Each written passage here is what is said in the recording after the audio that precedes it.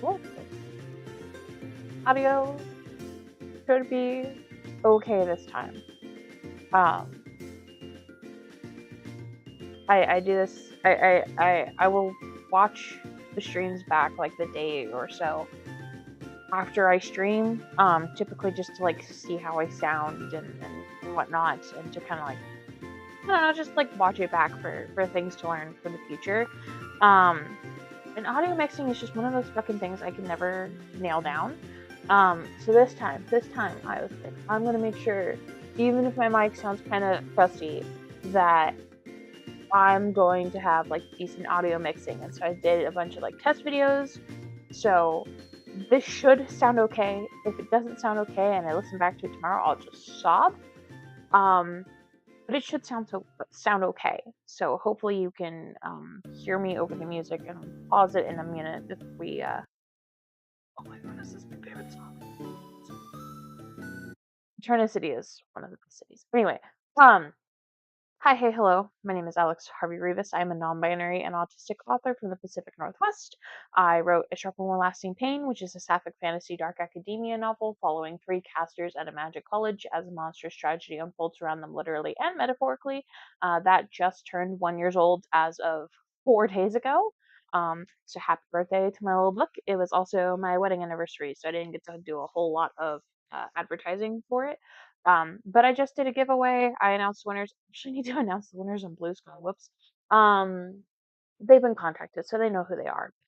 Um, but yeah, I just did a giveaway for it. My book just turned 1. Um, yeah, so that's been really exciting.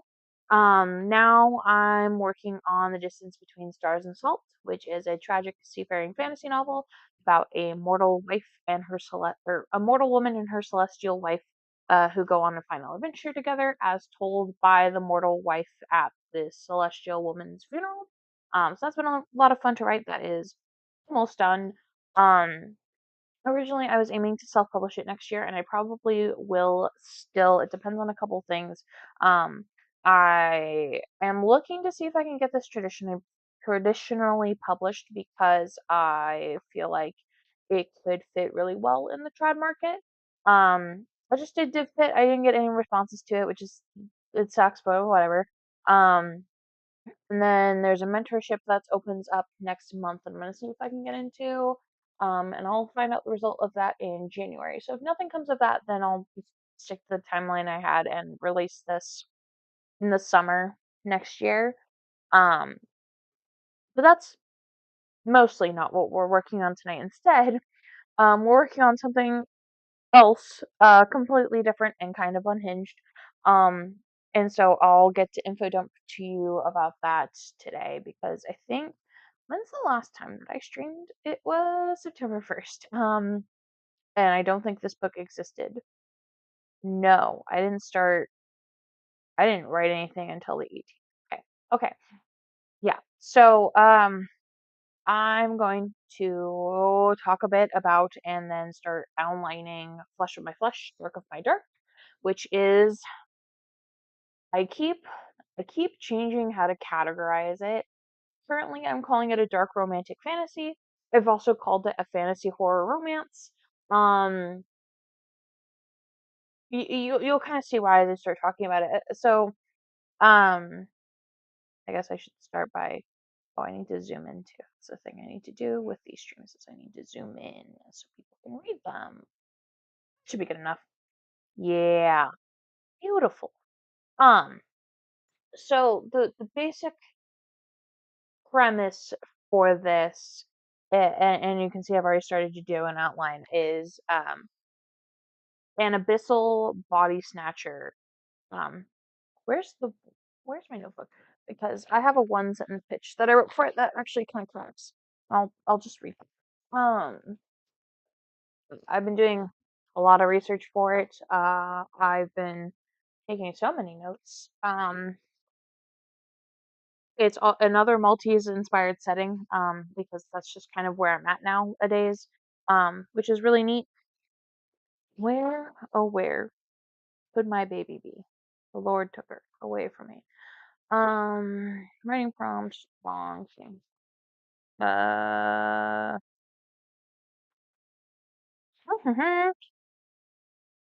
abyssal body snatcher competing to bring eternal darkness finds herself incapable of the killing blow when she instead falls in love with her target, an oracle of light.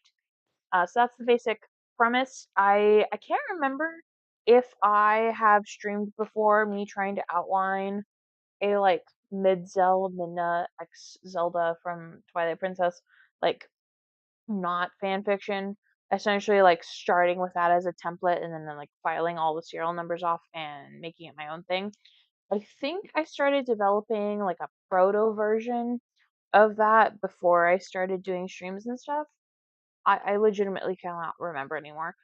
Um, but essentially, for a really long time, I've been wanting to write characters basically with like Midna and Zelda kind of characterizations.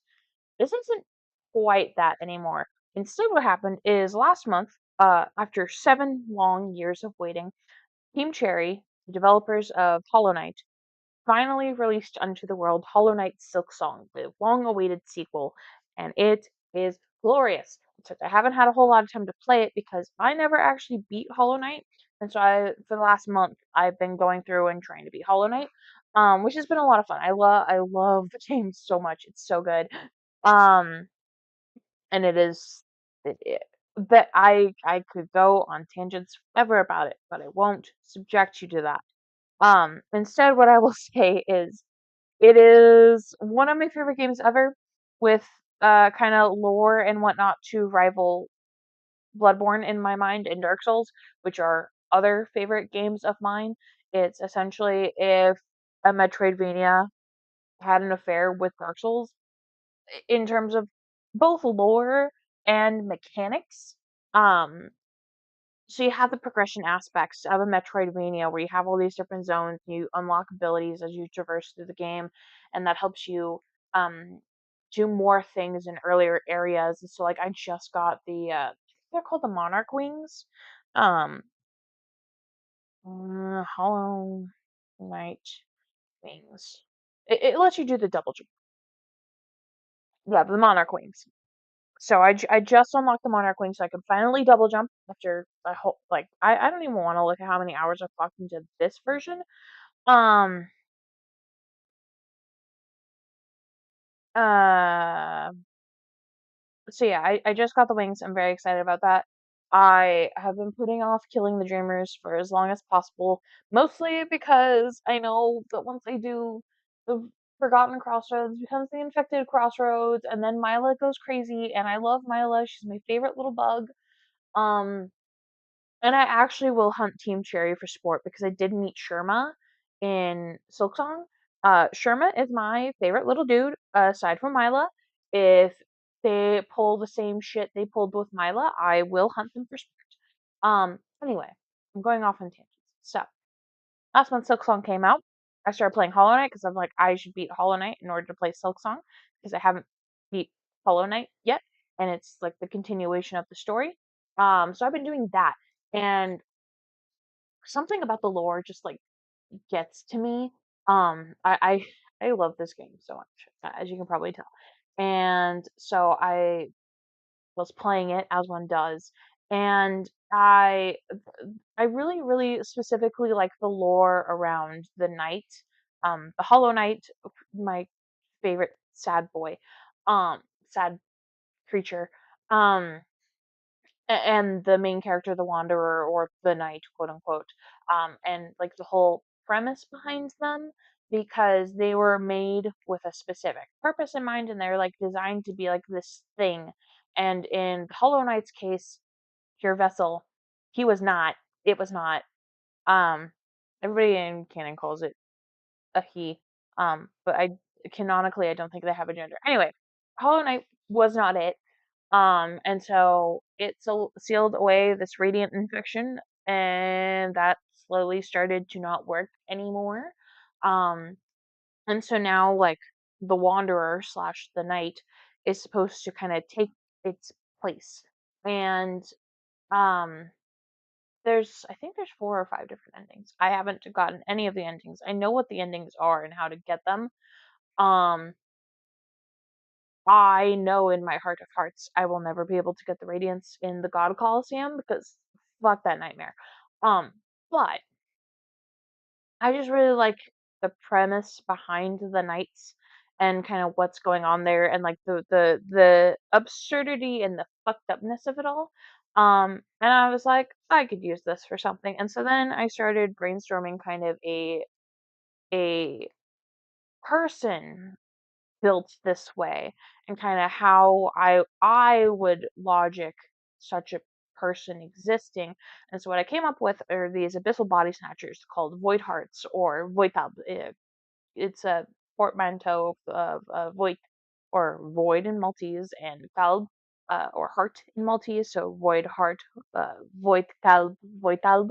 Um, so the voitalb are a collection of these constructs, quote unquote, that are essentially just hearts, and they're put into corpses of people and kind of puppet their bodies around until the bodies literally fall apart around them. So it's gross, it's fucked up, it's weird. And our main character Vaz, aka Vazette, aka JOUR, um, she is a Voital, and she along with the other Voital, are supposed to compete with each other to kill this Oracle of Light. Because if they do, then they can bring eternal darkness to the world. That's the reason they were made. That's kind of the whole thing.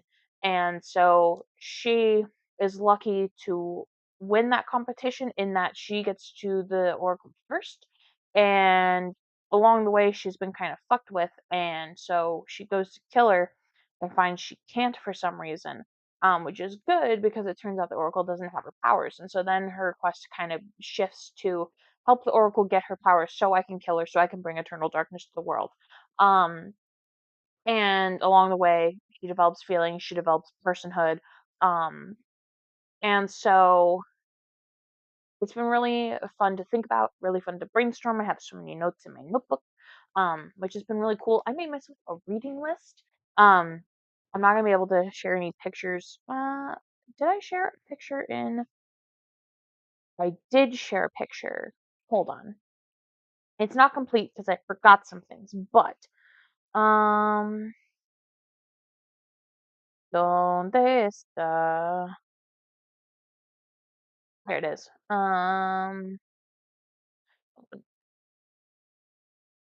I need you in the other window, please. Thank you.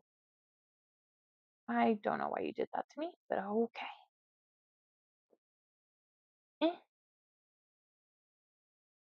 Eh, put that down. Thank you. Eh, eh. Alright, so this is my oh god. What can you see right now? Okay, yeah. So this is my reading list for Flesh of My Flesh, Dark of My Dark. So I have Coon and Fairweather put together a lot of Dark Souls anthologies. So I have Blood Echoes. I really need to get my hands on Grant Us Eyes because Bloodborne yet again is like in this case it's a tertiary and well, becoming more secondary, but it started as a tertiary inspiration because it's kind of like the base well that I tend to draw inspiration from. So we have Grant Us Eyes and we have Blood Echoes, just because I love refreshing myself on Bloodborne lore. Frankenstein, I just got an Owl Crate version of Frankenstein in the mail today, which I'm very excited about. This is like between like 1890s to 1920s Malta inspiration. Um, and that's like the tail end of the Victorian era. Britain occupied Malta at this time, so that's my justification to write Maltese steampunk. So I have some steampunk books on here. So I have Mortal Engines, I have Steal the Sky. What's another one that's steampunk? Monstrous is kind of the 13th Hour is the steampunk Bible, obviously. Um, and that's a nonfiction book of where a bunch of different authors, including Jeff Vandermeer, who wrote Annihilation, they all wrote things in there about writing steampunk. So I need to get my hands on that. There's a couple in here about like monstrous main characters or like inhuman main characters. So that's Construct. Is one of them. I can't remember the author right now off the top of my head. There's someone you can build the nest in. That's one of the original comps. Um, Metal from Heaven is on there because of the really unique voice, and I'll explain that in a minute. Um, I've actually been reading that in earnest. And oh God, what have I done? I've been reading that in earnest, and it's really good. I'm 52 pages into it right now, and I said this in a Discord earlier, but it is. I went, I went to Worldcon, which I've talked about a lot online and whatnot. I went to Worldcon and I went to August Clark, the author's reading of Metal from Heaven, and he read from a couple different parts. And I got the ending spoiled for me, but that's okay, um, because the one of the major themes of this book and like the main uh my brain the main premise is the main character is a child factory worker. Um, her and her whole family process ichorite, which is this kind of mercury-like metal. August, when I was at his reading, compared it a bit to plastic and to like hive minds and whatnot. It was really cool to hear them talk. I missed their hive mind panel, and actually, I really need to go back through and listen to it before I lose access to it. But um, so the main character and her whole family work in this factory processing ichorite. from the mining of it to the smelting of it to the shaping of it into like screws and doors and all this different shit. And the thing that people have been noticing in recent history is especially the younger people who handle Icarite develop this sort of, I don't want to say madness, but they develop this sort of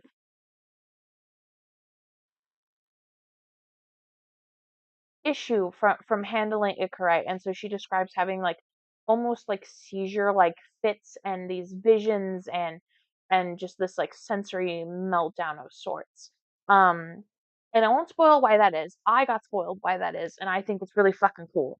Um but I got to hear them read um part of the ending and got it spoiled for myself, but it's fine. And even the opening of the book, and I told him this when I went to his reading, is I feel like this is the first time that I have been seen in a class way. I've read, queer books and books about disabled people and whatnot, and I have been seen in those ways before. And I'm working on an essay about this too, but because the big thing that I feel like a lot of people tend to forget and leave out um, is that class is a really, really, really big issue, both in the world and I see it a lot in writing circles too, where we a lot of opportunities writers have is entirely dependent on their class. Like I went to a panel about writing groups, and all the panelists talked about, oh, I met my writing group thanks to going to the writing excuses cruise, or I paid for this person's Patreon, which gives me access to their Discord where I can talk to all these people and make a writing group, or like I got my MFA, or I paid to go to this writing summit. It's like all these things that lower class writers, of which I am one, do not get to have access to. And so it's really evident, especially in some authors, um, that class divide is quite tangible and frustrating to find myself catching. Um, Off the top of my head, and I know there's been a lot of discourse about this recently, is R.F. Kuang, who wrote Babel and most recently released Catabasis. And the big thing in Yellowface too, and the big thing especially in Babel and Yellowface, is she wanted to talk about all these different axes of oppression, and especially in Babel's case, it focuses on like these workers for a school, but these workers, but she doesn't have the class consciousness necessary to really have the conversations the way they need to be had. And so I noticed it in Babel, and I especially noticed it in Yellowface, where yes, the main character is kind of a racist shitbag who like steals her dead Asian friend's identity and kind of cosplays as her to publish these books and whatnot, and like steals her work, and that sucks. But one thing that I found myself noticing is that the main character and her dead Asian friend, I believe their names are. I know Athena is the dead one. I think the main character's name is June. The thing I noticed between June and Athena is June was from a different class, and we kind of completely danced around that the entire book. And I'm not asking every author to have a, I'm not expecting every author to have the Communist Manifesto in the back of their head, but the point is, I notice a lot, even in authors who mean well, this lack of cognizance of class divide.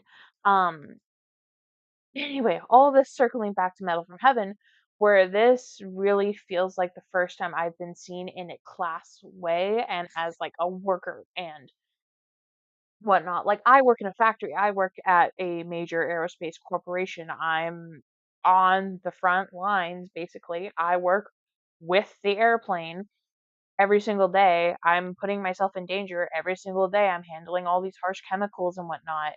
Um, and have all these rules for like handling it and whatnot. And um all of these are kind of things that are touched on in Metal from Heaven. And so yeah, it basically it's the first time I felt seen in a class way, which is interesting. It's good. Definitely. And like I said, from the even just the first 50 pages, I'm in love with it so far. It's really written in a weird and unorthodox way though, which I want to kind of tap into. Like it's a first person narrator, but it's talking to a person. Um, and you find out very quickly, at least, that this person died. So the story, spoiler alert, the story opens with the main character Marley and her whole family having a union strike against the owner of the factory they work at for this Icarite because Marley and other children like her uh, have been dealing with this, not neuroses, but like this side effect of working with Icarite so closely, where she has fits and whatnot, is what she calls them. And everybody except for Marley is massacred during this protest, during this strike, um, which is unfortunately reflective of a lot of union strikes over history. Um, but the person that Marley from time to time, and Marnie, not Marley. The person that Marnie is talking to kind of throughout this is this other girl whose name I don't know right yet, um, but was at that strike and was killed. Um, but, like, even from the first page, like, the first line is, "Know I adore you. Look out over the glow. The cities sundered, the machines inverted, mountains split and prairies blazing, that long foreseen hereafter crowning fast. This calamity is a promise made to you. Prayer to you, and to your shadow, which has become my second self, tucked behind my eye and growing in tandem with me, pressing outwards through the pupil, the smarter, truer, almost bursting reason for our wrath. Do not doubt me. Just look. Watch us rise as the sun comes up over the beauty. The future stains the bleakness so pink. When violence subsides, we will have nothing and be champions. In the chasms, wheat spikes and poppies will grow. Rarely is the future so immediate and tangible. Bless our triumph. How small you seem. How small you were. Remember? Like it's such a strange but visceral kind of voice that I want to tap into. So I don't have a picture of it, but I later separated all these titles into like I want to read this for the vibes, I want to read this for the genre, I want to read this for the voice. And so Metal from Heaven is a voice comp question mark. Um and then I have a couple of auxiliary ones. So like Gunmetal Gods is like a steampunk eldritch horror kind of thing. The Rotting Room is a horror one about I think nuns. And then Night of the Moth is a romantasy, and I'm really hoping it's good because I really want to like romantasy, but I have so many problems with romantasy as a genre. Anyway, so I have a whole like reading list for myself of things I need to read. So, like I said, I just got Frankenstein in the mail, so I'm going to be reading that after I finish Metal from Heaven. I'm reading Metal from Heaven right now for like a voice comp. Um, Not pictured on here as Nona the Ninth because the original comp really was Nona the Ninth meets I think it was Hollow Knight. Um, Let me go back through my messages and see if I can find it. Nona. Nona the Ninth. Oh, I said Priority of the Orange Tree is I think what I did.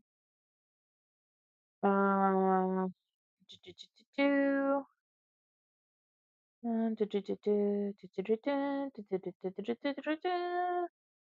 I'm trying to look. I'm trying to look really fast. What if I just search Hollow Knight? Because that would make me. Uh, something from my Hollow Knight special interest to use. Um, okay, I can't find. Maybe it's in a different server, but I know where it is. So I've said originally it was Nona meets Legend of Zelda Breath of the Wild. I've also had Hollow Knight meets Nona. I've had Nona meets Crier's War. I also have Priory of the Orange Tree kind of in the background somewhere. Um, all those aren't listed because I've read them, but I made a separate list where I did list them because Nona the Ninth in particular is a major comp, both for voice and kind of vibes. Um, because, and I've taken a long time to get to this point, um, because the fun thing I want to do with this novel requires 5 points of view, 3.5 of which are the same person. So it's going to start in third person, from Vaz's perspective, and there's a second third person, which is Teresa, which is the Oracle of Lights that she's supposed to kill and can't. Um, and so it's Vaz and Teresa in third person. Then at some point, as Vaz's self-actualization like starts, it'll switch to second person for Vaz, while Teresa still stays in third person. And then as her self-actualization continues, it'll eventually shift to first for Vaz. And then, spoiler alert for the end of this thing, circumstances require that Vaz and Teresa fuse bodies together, basically, which is a happy for now kind of answer because it's a thing that I will establish will kill them eventually. But it allows them both to live for now because Vaz is dying at that point. And so then it will switch to first person plural, which isn't I've seen it a single time, and actually I need to put is it two boys kissing? I think it's two boys kissing. Um, because that's the first time that I read a book that was in first person plural. And it, um, yeah, the book includes a Greek chorus, quote unquote, of the generation of gay men who died of AIDS, and so it's the Greek chorus, quote unquote, um, of this older generation of queer men witnessing like the modern generation of queer men getting to live in a way that they could not. Um, and I read it in high school and it was really striking to me. And so it's been a point of view I've been wanting to use for a while. And I did it in a single short about a married couple going through marital problems who fuse bodies because I'm in a fuse bodies kick right now. I don't, like I said, I've been reading the Locked Tomb series and it did something to me, as it does to most people who read it. Um, so I wrote a short story about this married couple who fuses bodies to kind of try and solve their problems, and one of them in the process realizes that she's trans. So that was really fun to write, and it's in this alternating first person plural versus third person. And the first person plural is the married couple trying to come to equilibrium in this single vessel. Um, and so that's kind of the intention with the fifth POV here in Flesh, as I'll be calling it for shorthand for now. Um, so fun voice things, fun, weird, fucked up like concept, um, which is part of why I'm struggling to nail down genre because it's not a romantasy. There's definitely more emphasis on like the fantasy and the horror plot line of it. Um, and fantasy horror tends to interchangeably be called fantasy horror and dark fantasy. Um, Dark fantasy tends to be considered, fantasy horror. And so I've been alternating between calling it dark romantic fantasy and fantasy horror romance. I'm just hesitant to call it romance, really, because it does follow the romance beats. I don't know if the ending is like happy enough for the required happy for now, happy ever after requirement of capital R romance. Um, which I think I can skirt by with calling it romantic, because the definitions keep changing, but there's generally an accepted difference between romantic fantasy and romantasy or fantasy romance, where in the latter, fantasy romance slash romantasy, the romance is the point, and so it's a capital R romance, so you have to kind of hit the main beats of a capital R romance. Whereas I think romantic fantasy can have a strong romantic plot line without necessarily requiring. But also, I worry if I call it dark romantic fantasy, people will focus on the dark romantic part of it and think it's a dark romance. Where there are dark things that happen here. Uh, the main character Vaz, by all technicalities, is a murderer. Um, she inhabits dead bodies. Her mentors are also freak feral lesbians who deal with dead bodies. But she's not a stalker, she's not a kidnapper, she's not any of the things that a lot of quote unquote dark romance main characters are. And I just don't want people to get the wrong impression. But also, I feel like if I call it a horror romance, people are going to expect it to exactly follow the beats of a romance, and I'm not entirely sure that it does. All of this to say, I have been talking for half an hour and haven't done shit yet. Um, all of this to say, I would like tonight to work at least in part on a outline. Because I did some work on my own in my notebook, where I have uh doing a 5 act structure for this. And so I have like the major beats wrote out, and now I want to try and write scenes to go with it. And also, I should delineate that we're in between acts. So, why would you do this to me? Act 1. So, yeah, I'm just gonna try and knock some outline out for this. Really, is what I'm aiming to do tonight. After spending, like nearly 40 minutes kind of info dumping about this project. I'm fairly excited about it. There's a lot of weird. Um, let's just say this one's definitely not going to be for traditional publishing. Um, for a few reasons. You would think, the main character being a murderer and whatever would be okay because we have dark romance, but I recently, I recently had to have debates with several of my writing groups over whether or not Teresa and Vaz having a relationship counts as necrophilia or not. And the answer is probably question because Vaz is in corpses and there's a lot of emphasis in her point of view about like how gross and stinky and decaying the corpses are and how she needs to keep like jumping bodies because they're falling apart. Um so that alone I feel like would make it a really tough sell for traditional publishing. I also think the multiple points of view are going to be a tough sell in trad.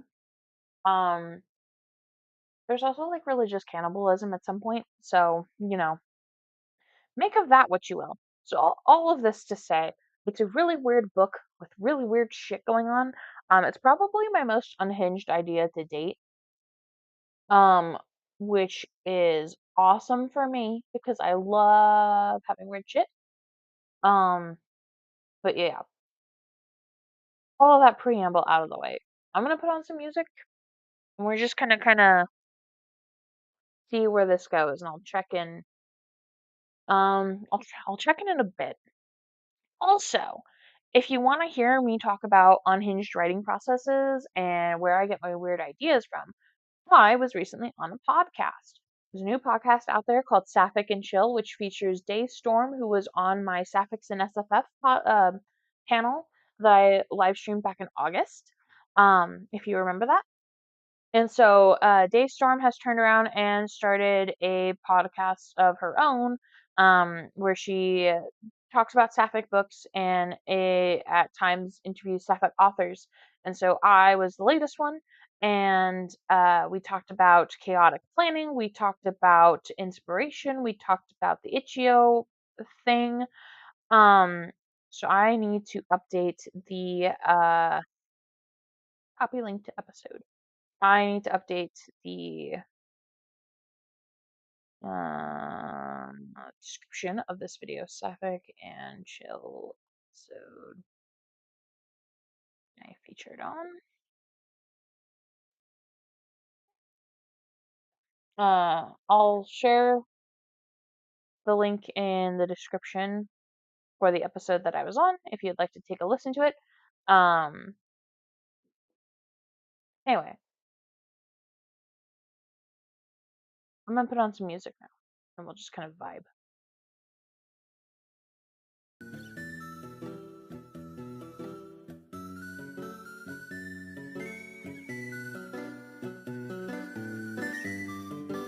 Hopefully the sound is okay if I put it there. I think this is a little loud, but I don't plan on talking. So.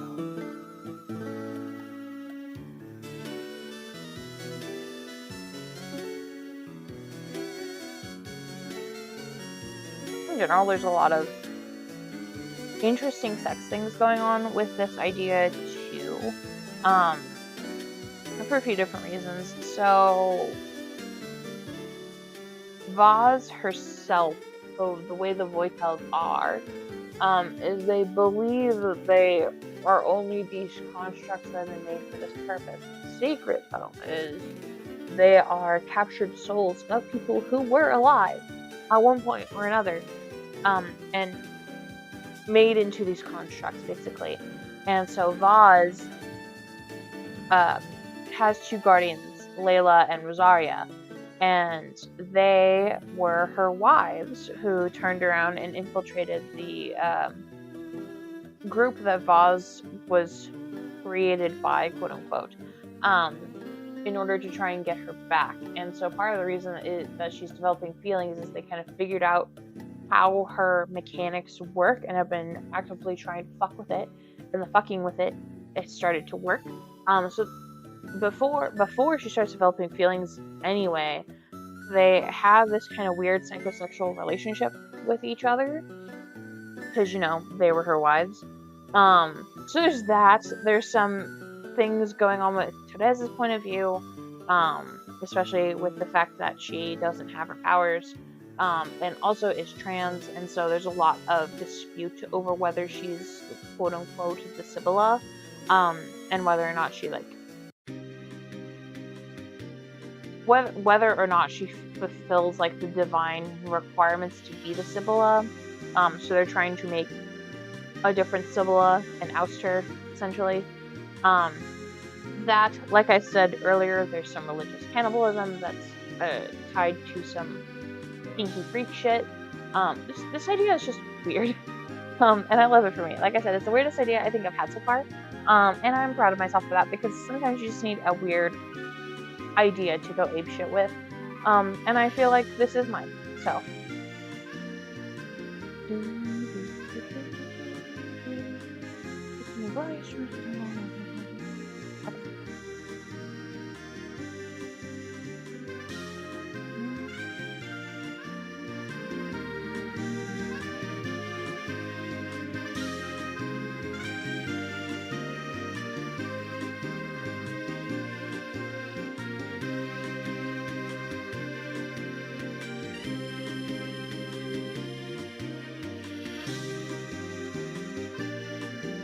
Because it's Maltese. Every Z's have fucking dots over them, because a Z without a dot in Maltese is like sound like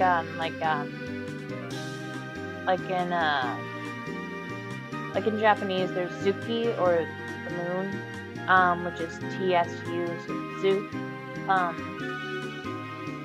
And so a regular Z in Maltese reads like that, whereas a Z with a dot, like in Teresa and Vaz and Rosaria, is a classic Z sound.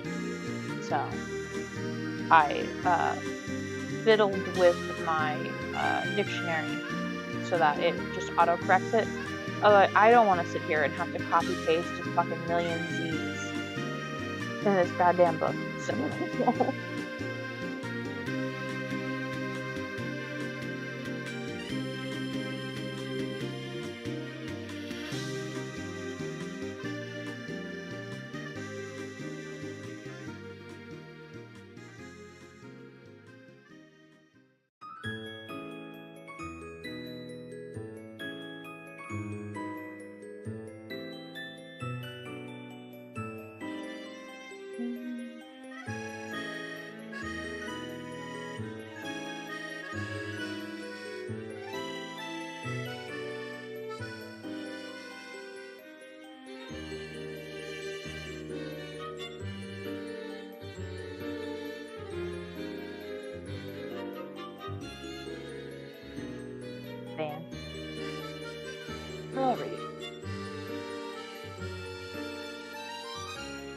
if you have come here before from all my writing sprints of this Stars Assault, You will remember the big, bold, bracketed words that mean I have not thought of a thing yet and need to think of it.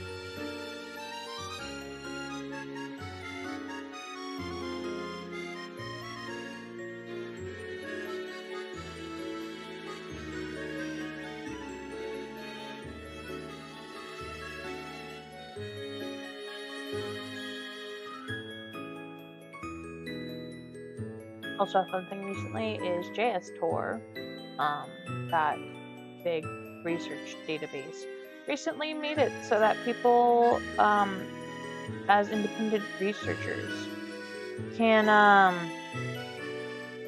have access to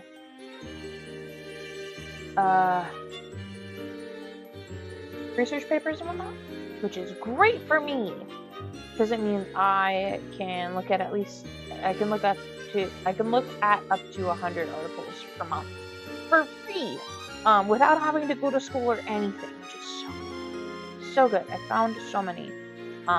Maybe later I'll go through the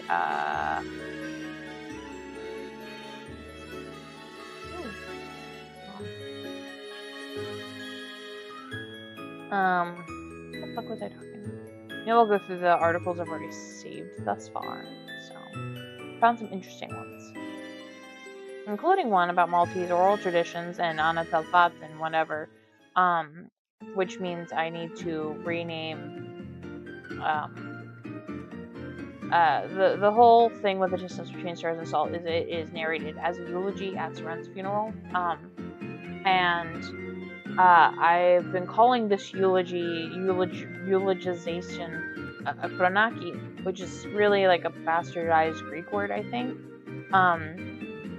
But there's a Maltese word for it that I'm wanting, and in general Maltese words and concepts for like oral storytellers that I really should focus on.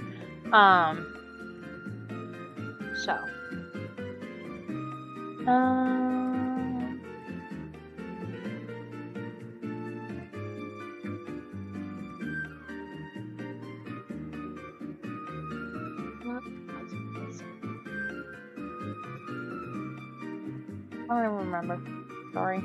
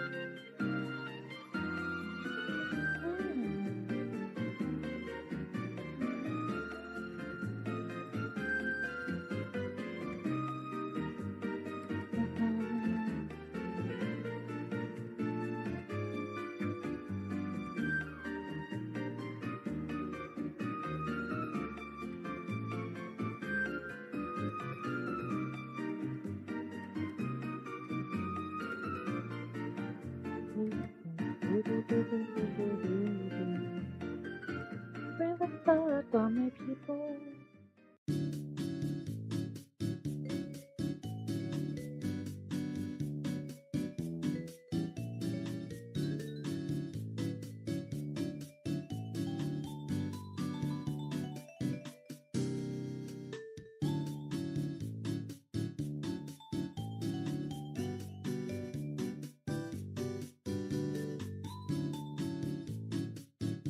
What in the fuck is this song? River City. Does it sound weird? That's from Heart Gold. I know it's the Heart Gold version, but it sounds weird. I don't know. Anyway. Oh, I need to see this too. It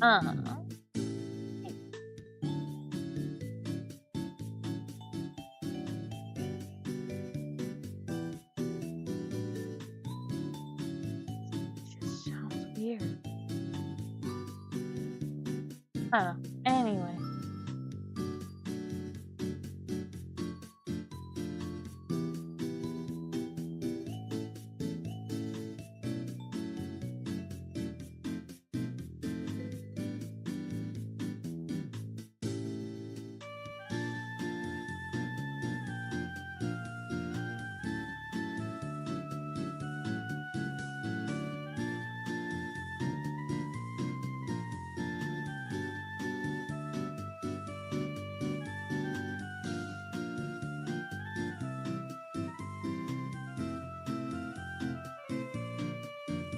Also, if I could spin yet another yarn for a second. There's a lot of fun themes I want to play with. It's not just having weird sex shit, although having weird sex shit is totally fine. There's a lot of interesting things I want to play with in this one, including divine ordination and why it's bullshit, and what it means to truly be human, which is a theme I tend to focus on a lot, actually. And no, I just had it. And my brain shut off, and I lost it. And I was really excited about it too. What the fuck was I going to say? Oh my god. Yes, that's what it was. The other thing about this book in particular is it is Voz's whole thing is basically an autism allegory, where she's been made to be and feel like this inhuman thing, and has to learn personhood. And as she's like learning personhood, it's such a struggle for her. She's becoming more aware sensory wise, emotion wise, and having to like this like return to personhood, really, which I'm excited to play with as an autistic person. So anyway, back to outlining. I don't even remember why I said this to before. That should be fine.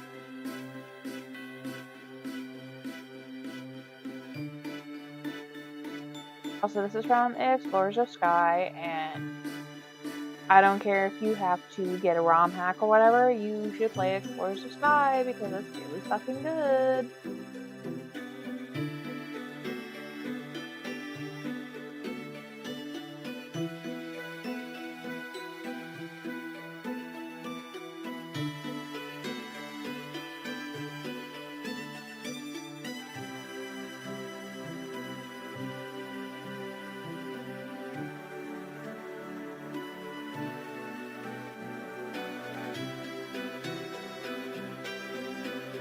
There's also even more fantasy Catholicism because I had a lot of fun.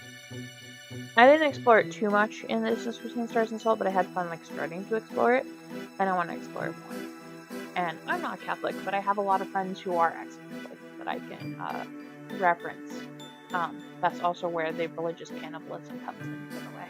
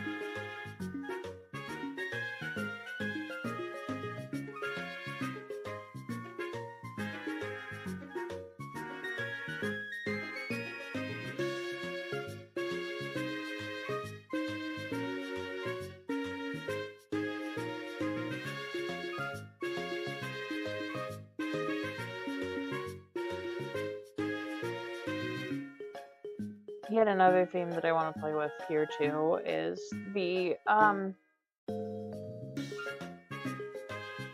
it feels weird to be saying this in like now times, but the notion that both sides of this issue in this book have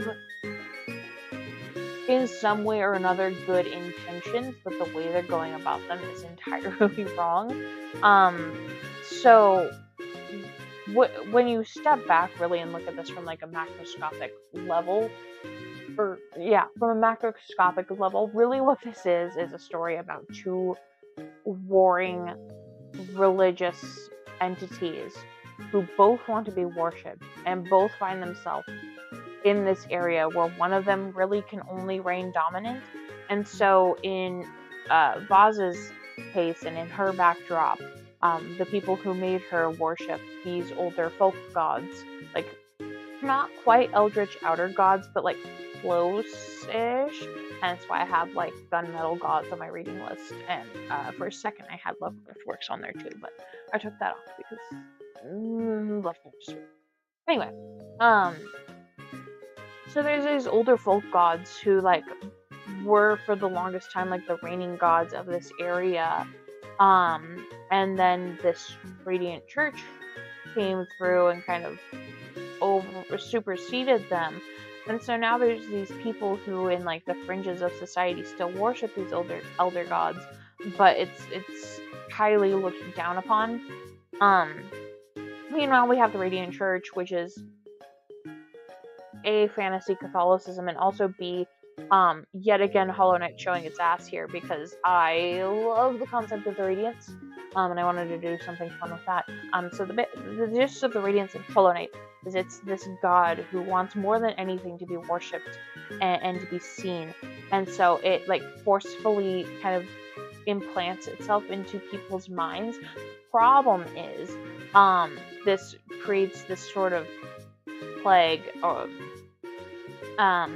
that takes over people's minds, and so they completely lose themselves. People with their bugs, they completely lose themselves and become these husks that are filled with the radiance, really. And so they have like glowing eyes and drip like orange fluid and stuff, and it's really gross and blah blah blah. And so that's kind of the concept here too with the Radiant Church, who doesn't have an official name yet, where they worship this god who came and kind of came through and steamrolled the existing religion that was there. And so this god just wants to be worshipped, and there's this church around it who have kind of taken over the area. And so when you look at the story from a macrocosmic level, it's just the battle of these two different religious sects who both want to be worshipped, and there's not really space for both of them to exist at the same time. So they have these followers that they're trying to kind of 40 chess into being dominant or otherwise. And in the case of these folk gods, they just want to return to the religion that they have, but they're going about it in kind of terrible ways. And the Radiant Church started with this altruistic means of just wanting to be worshipped, and unfortunately fostered this cult around it of people who worship it and also want everybody else to worship it too, and that's kind of incongruous with the existing religion. I feel like I'm just kind of talking in circles with this, but yeah, that's another fun thing here is the conflicts between these two religious sects, and how there is, quote unquote, there's a goodness in either of them, but the means to which they want to achieve their ends are not.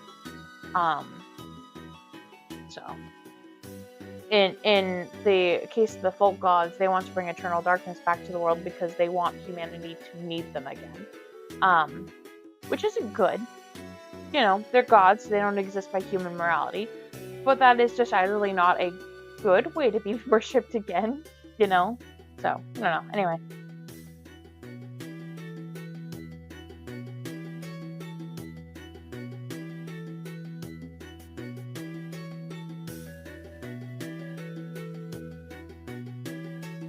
Northern Desert.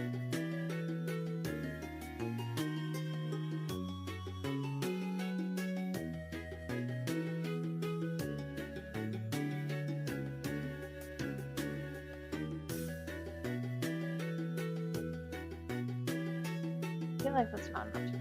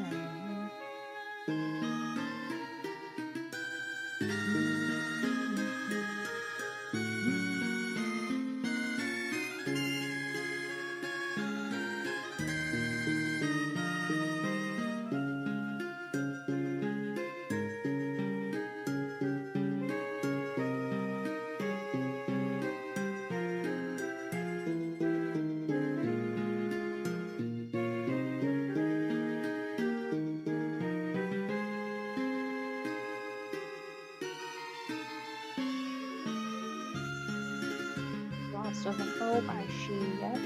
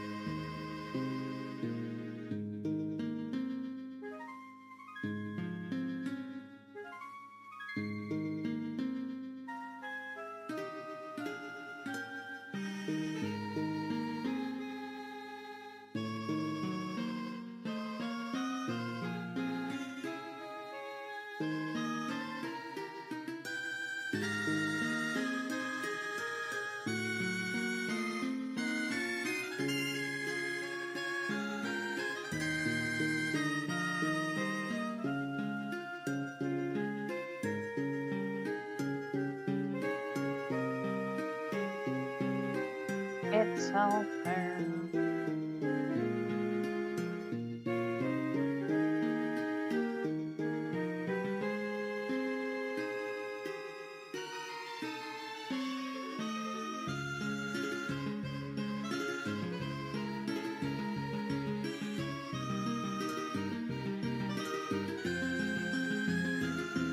Is this a reliable website? Probably not.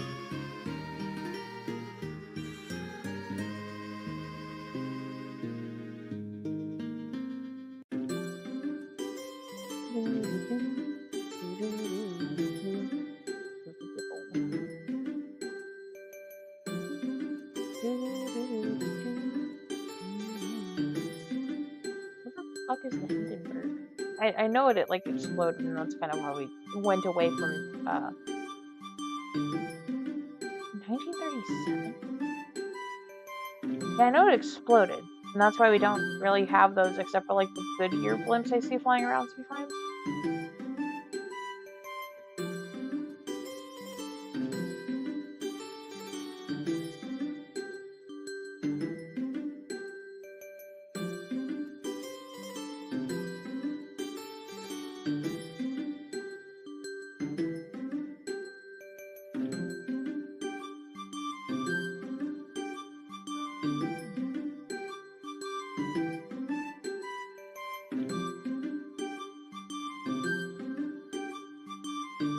Son, I am recording. The cat is playing with his bird toy. I'm going absolutely apeshit. I'm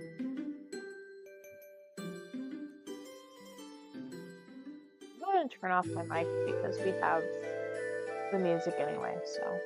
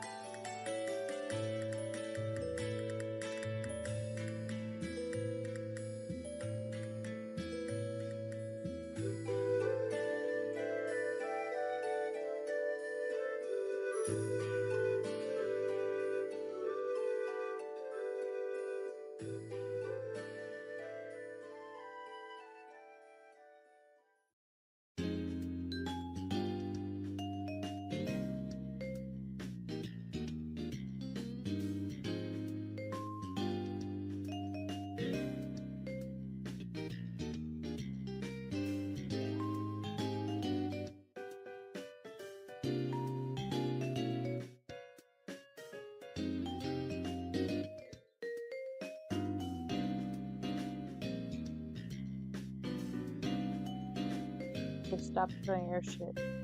Air shit. Just stop going ape shit and running around the house. People still riding dirigibles?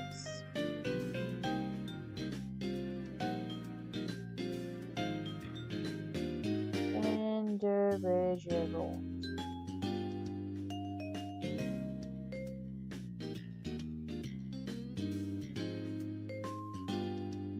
as big as a Zeppelin though.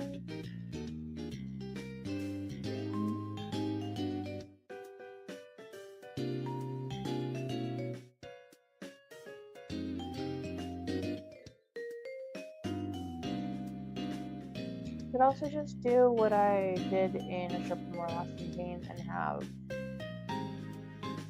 what did I call that? Not a tram.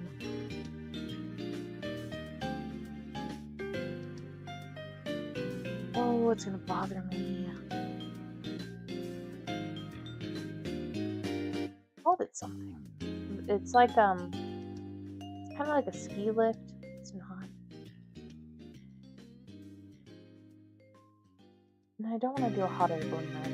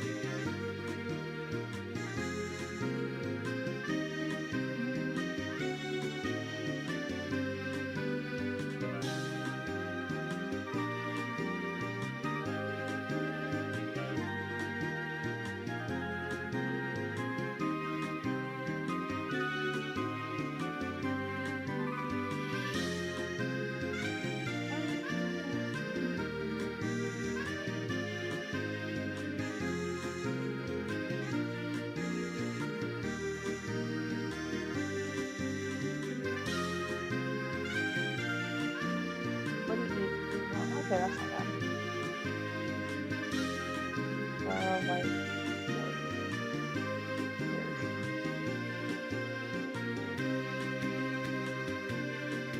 or just like a size of it. A little guy. Just a little thing.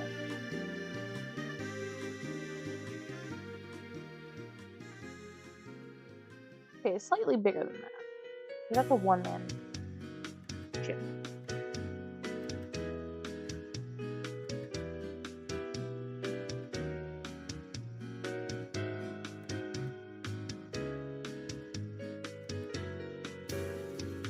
Gram of leaking capacity per liter of helium.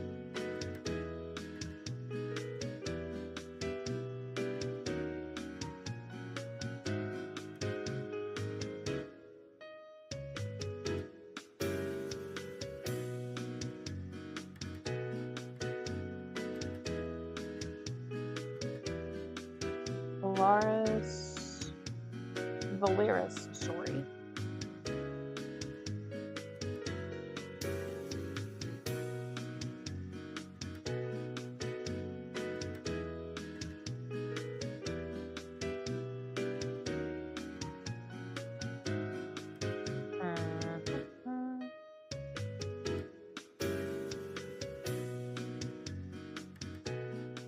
Blockworth helicopter.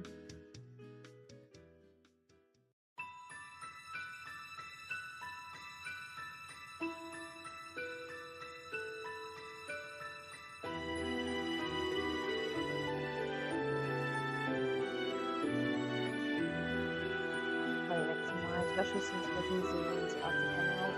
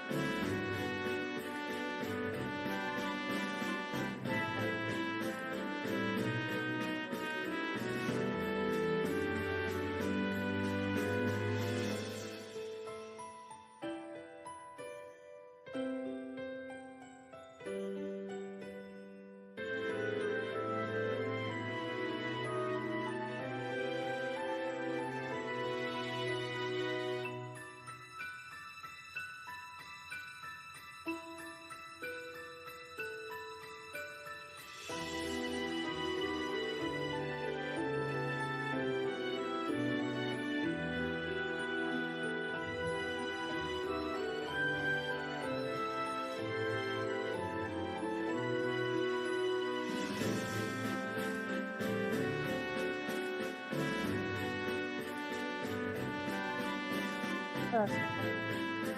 Hello, my boy. Yes, hello. I am streaming.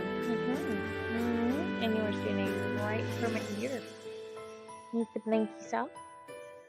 Need the blinkies off? No.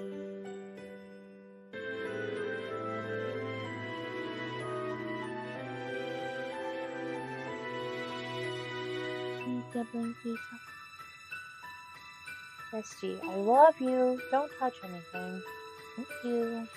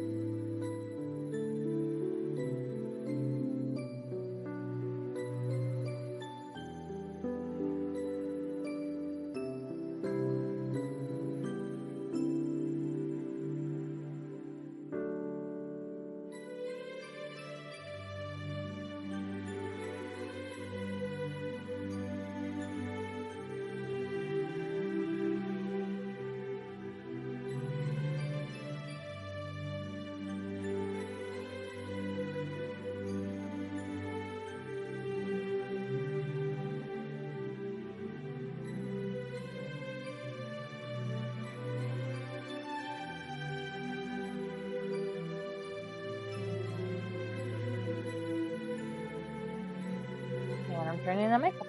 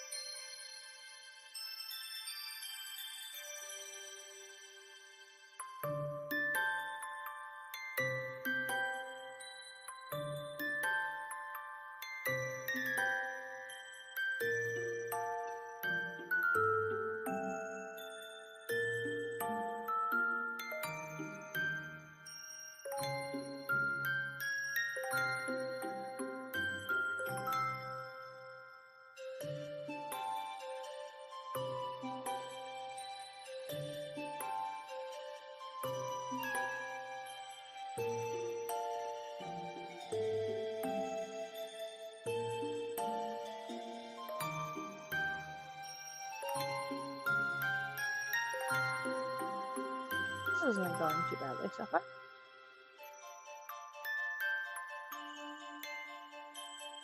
I don't think I've played this one either.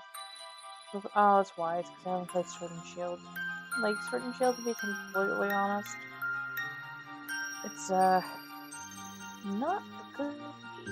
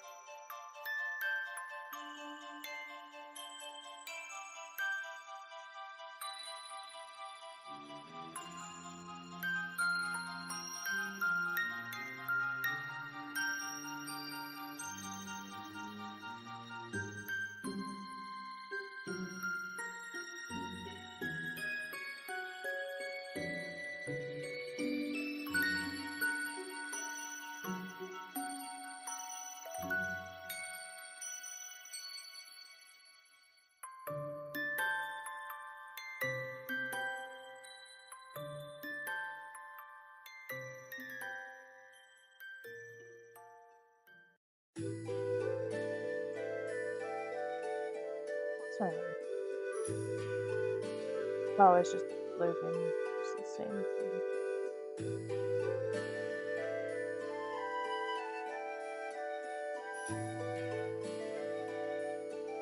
I'm just like, I just like loop 3 times, I guess. Oh, damn, I keep pressing the wrong button. No, for a song or a video that's like 2.5 hours long, you could have more songs. That's okay. I expected Echo Cheeks to be on here. Why is Snowbell on here? It's autumn Pokemon music. Echo Cheek is autumnal, not fucking Snowbell. Sorry, anyway. National Park, I guess, makes sense. Cyanwood, Northern Desert. Apple Forest, or Apple... I think it's Apple Forest from Explorers. Would be a good autumnal. If I start critiquing, I'm just gonna want to do my own compilation videos, so I'm not gonna start.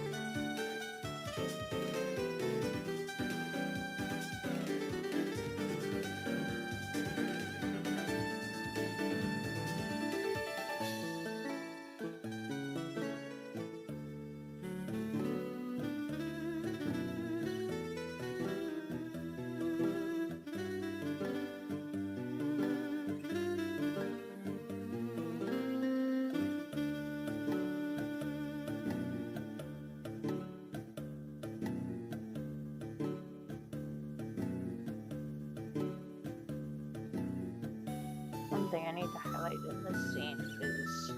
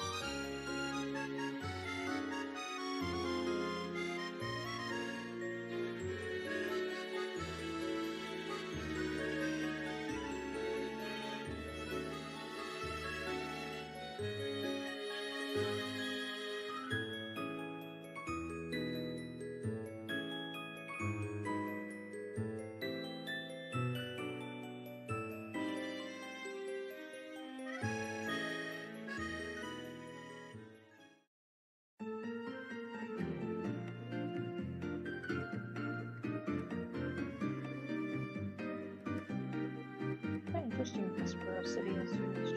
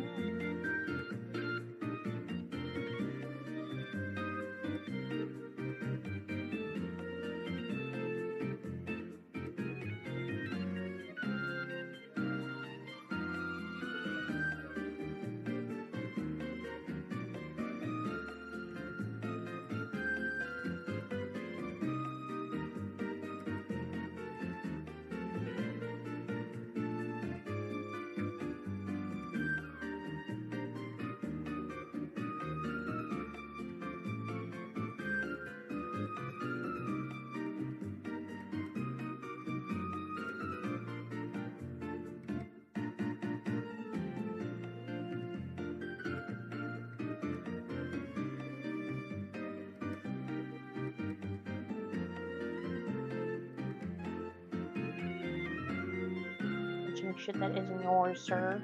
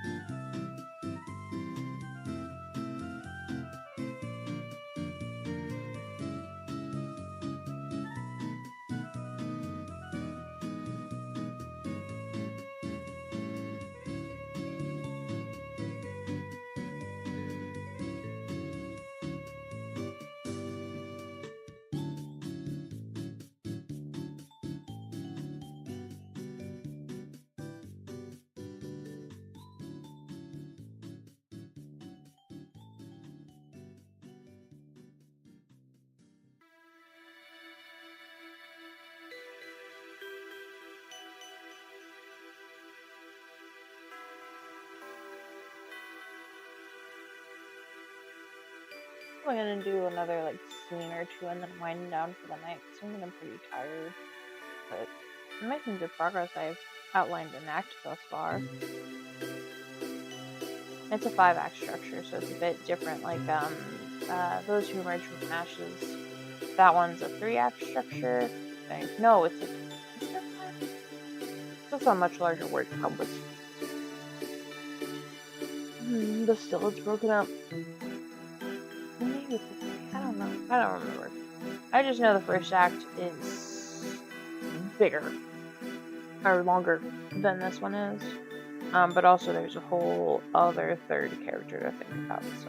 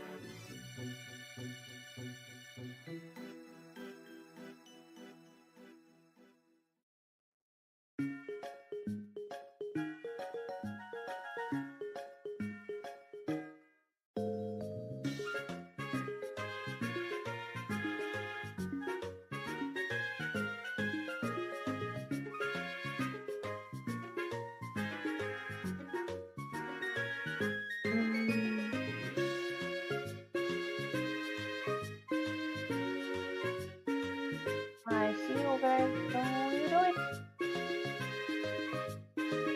Knocking down my books and shit. Cat, sorry.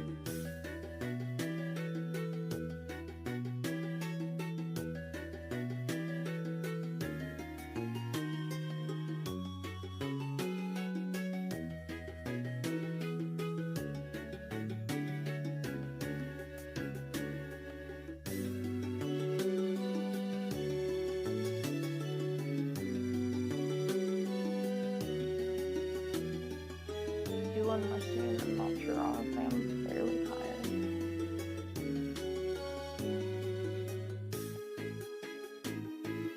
One of the things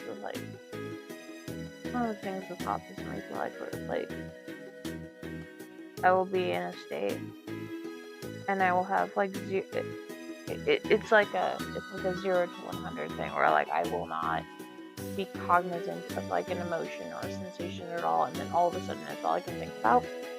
And so like even 5 minutes ago I was like, oh, I guess I'm kind of tired, like getting that awareness of being tired, and now I'm just like, I'm exhausted.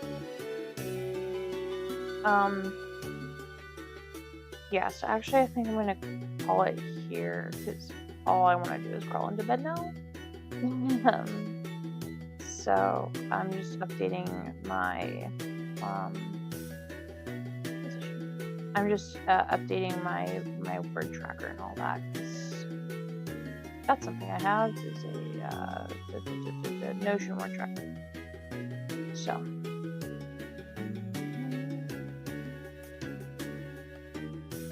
14.